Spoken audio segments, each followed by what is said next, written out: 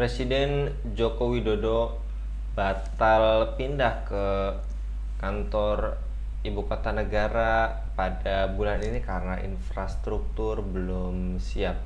Hal ini disampaikan olehnya saat lepas bantuan kemanusiaan untuk Papua New Guinea dan Afghanistan di Pangkalan TNI Angkatan Udara Halim Perdana Kusuma, Jakarta Timur pada hari Senin 8 Juli 2024.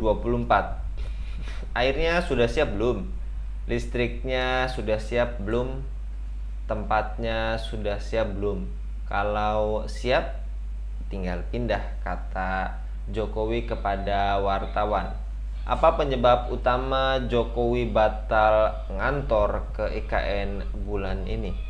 Pembangunan IKN apakah sangat membebani keuangan negara sekaligus membuat utang membengkak, dan apakah mega proyek ini berpotensi dibatalkan usai ganti presiden?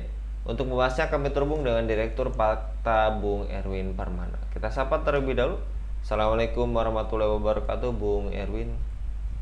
Waalaikumsalam warahmatullahi wabarakatuh, Bung Anggi. Kabar baik, Bung Erwin? Alhamdulillah kabar baik.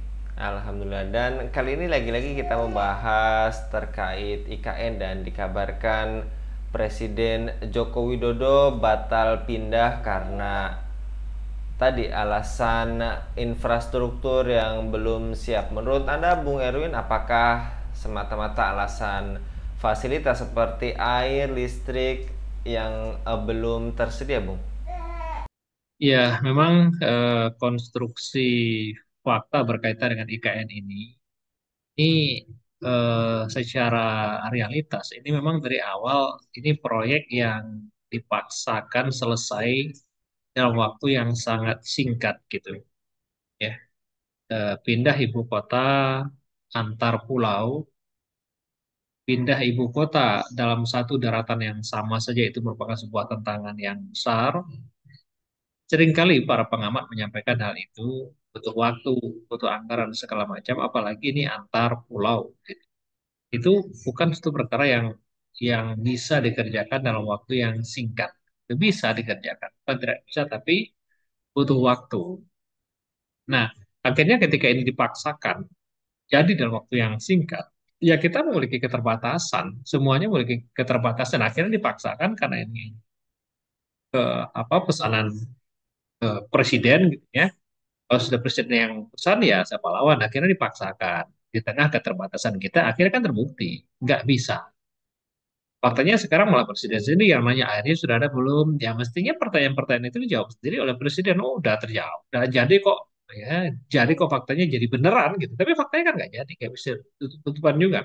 Ya akhirnya ya eh, ya malu mestinya. Ya kalau menurut pikiran saya ya tentunya akhirnya kan malu sendiri.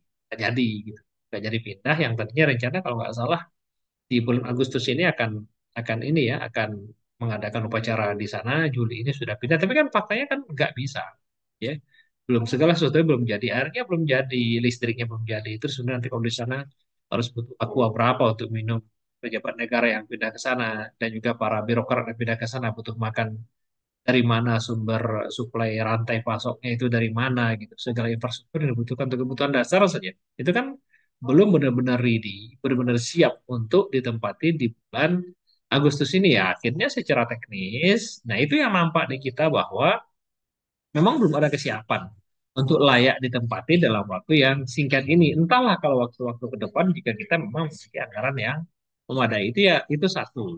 Nah berikutnya adalah ini ada tantangan lagi, yakni di mana nanti akan ada pergeseran kepemimpinan kan dari Pak Jokowi kepada Pak Prabowo gitu. Nah dalam berbagai macam kampanye Pak Prabowo yang mengemuka belakangan itu kan makan siang gratis, ya makan siang gratis. Bagaimana masyarakat itu bisa makan siang itu lebih lebih dominan nampaknya opininya ke arah situ dibandingkan dengan melanjutkan IKN. Artinya apakah IKN akan dilanjutkan? Ya itu apa mungkin dilanjutkan, tapi mungkin tidak sebagaimana proporsinya sebagaimana Pak Jokowi.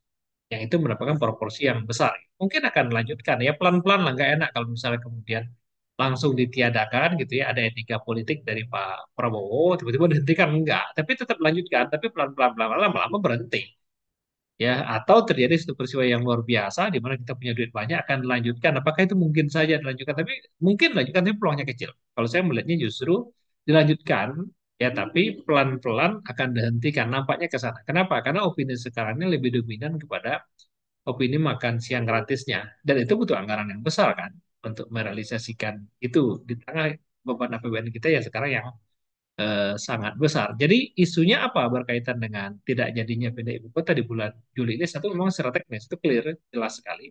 Bahkan Pak Jokowi sendiri mengatakan bahwa airnya belum siap dan segala macam itu juga belum siap. Terus kemudian dari sisi kesiapan orang-orang yang akan pindah, ya kesiapan orang-orang nggak mudah. Kayak ketika misalnya suruh para pejabat misalnya pindah ke sana, siapa misalnya anggota dewan pindah ke sana, Kapolri pindah ke sana dengan semua mabesnya, apakah betul-betul siap dalam waktu yang singkat singkat ini? Enggak ya, secara psikologis itu nggak mudah untuk akses ke sana ke sini ya, kebutuhan masyarakat untuk dipenuhi, nggak ada mall, nggak ada apa di situ ya, untuk keperluan harian mereka saja misalnya, apalagi untuk kemudian lifestyle.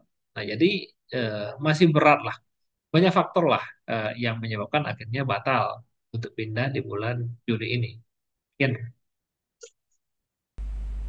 Dan apakah ini juga menandakan artinya pembangunan IKN sangat membebani keuangan negara sekaligus membuat utang semakin meroket, Bung Erwin?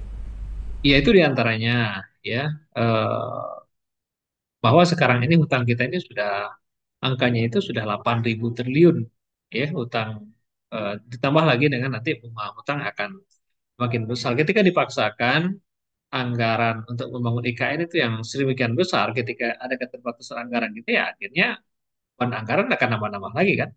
Ketika beban anggaran nambah ya berarti proporsi untuk apa service, public services, untuk pelayanan publik itu akhirnya akan semakin semakin berkurang. Tentunya dengan sendirinya akan menjadi beban bagi APBN kita di tengah misalnya kelas menengah pendapatannya semakin menurun ya, di tengah misalnya himpitan perekonomian masyarakat gitu. Nah, akhirnya kemana ini APBN ini? Ya, APBN itu kan bersumber dari pajak. Sedangkan kalangan menengah kita yang merupakan proporsi terbesar di penduduk Indonesia itu secara perekonomian mereka berkurang, akhirnya dengan sendirinya sumber pendapatan pajak kita ini kan semakin berkurang. Nah, sedangkan kebutuhan untuk belanja negara seperti misalnya membangun IKN itu sedemikian besar, akhirnya apa yang terjadi? Hutang lagi. Nah, akhirnya hutang kita lah yang akhirnya bertambah banyak. Dalam waktu yang singkat sekarang sudah 8.000 triliun. Apalagi nanti dengan dengan utang yang besar itu harus membayar bunganya, makin berat saja eh, apa beban APBN ke depan itu. Demikian, Pak. Dan apakah proyek IKN tampak seperti pepatah maju kena mundur kena, jika diteruskan akan membutuhkan biaya yang besar, sementara bila menunda atau mundur tentu akan menghancurkan reputasi Presiden Jokowi dan partai pengusungnya, Bung? Iya, maju kena, muncul kena. Kalau dipaksakan maju, ya kondisinya itu beban APBN akan semakin mundur, ya akhirnya apa reputasi yang sudah dibangun selama 10 tahun oleh Pak Jokowi akan makin hancur. Walaupun misalnya banyak juga pihak yang bertanya, misalnya dari awal Pak Jokowi misalnya reputasinya dalam hal membangun, sebutlah misalnya SMK, gitu. Terus kemudian kan fakta SMK-nya nggak benar-benar ada gitu. Ya mestinya kalau SMK itu sudah ada, ya mobil-mobil masyarakat Indonesia mulai masyarakat kalangan menengah bawah sampai atas itu sudah pada pakai SMK semua. Gitu. Ini kan SMK juga nggak ada. Dari awal tuh sudah begitu. Di akhir dengan ini lagi.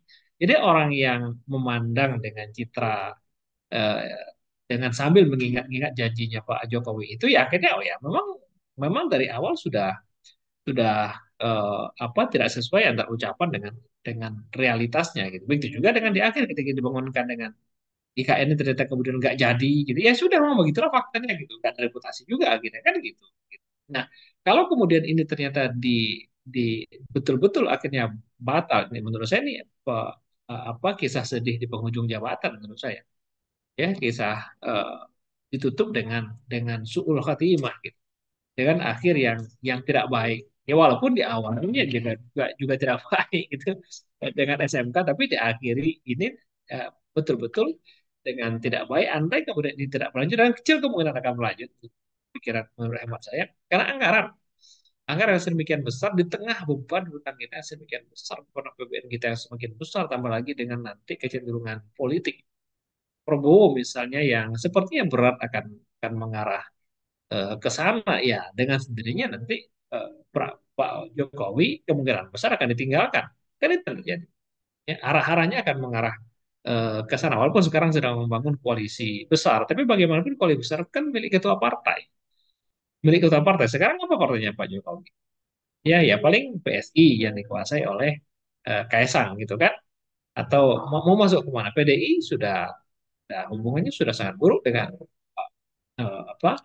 Dengan Ibu Mega. Mau ke Golkar. Ya Golkar itu tidak mudah untuk mengambil Golkar.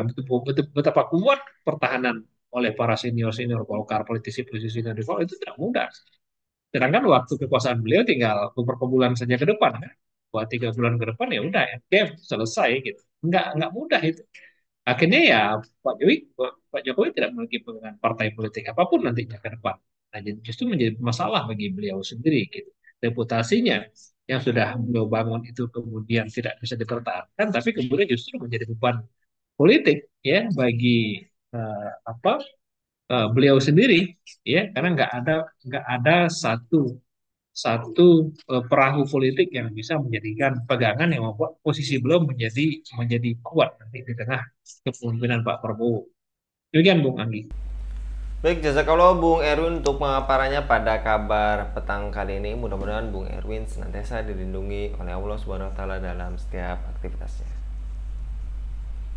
Demikian pemirsa Hilafah News yang dirahmati Allah, jangan lupa untuk subscribe, like, dan share sebanyak-banyaknya. Semoga menjadi amal kebaikan bagi kita semua di dunia dan di akhirat nanti. Saya Anggi Suwana undur diri. Assalamualaikum warahmatullahi wabarakatuh.